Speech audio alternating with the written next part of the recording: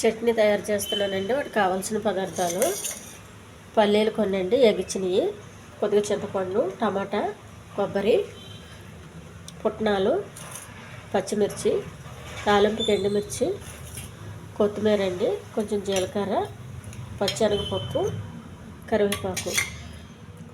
టమాటా వేస్తున్నాం కాబట్టి చింతపండు చాలా తక్కువ వేసుకోవాలండి, లేదా పులుపు అయిపోతుంది. స్టవ్ వెలిగించి పెనం పెట్టుకోవాలి.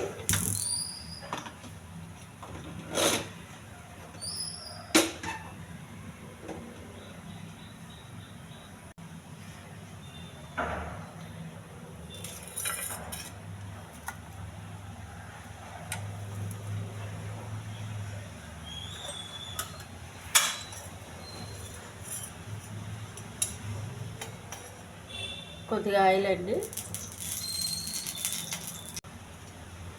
తాలింపుకి సరిపడగా కొంచెం ఆయిల్,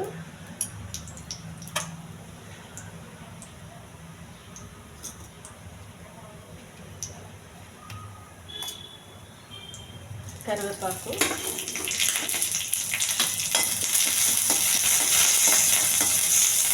ఎండుమిర్చి,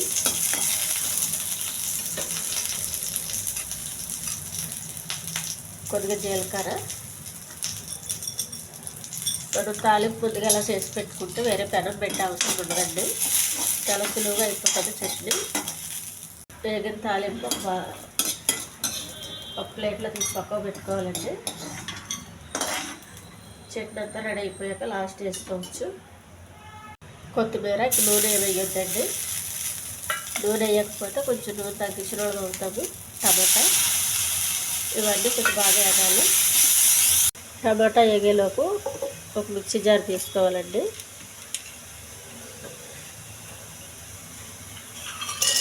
పల్లీలు, పుట్నాలు చల్లారనివ్వాలండి. వేగిపోయినటువంటి కొత్తిమీర, టమాటా, కొద్దిగా ఉప్పు అండి, కొంచెం వాటర్, మిక్సీ వేసేయాలి. కొత్తిమీర, టమాటా కూడా వేసేయాలండి. మిక్సీ వేయాలి. మళ్ళీ రెడీ అయిపోయింది, ఒక గిన్నెలోకి తీసుకోవాలి.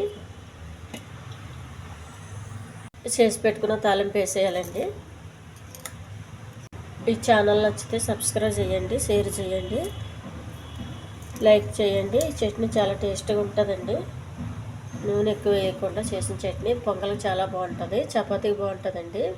పూరి, ఇడ్లీ ఏదైనా మనం టిఫిన్ చేసుకున్నప్పుడు ఈ చట్నీ అయితే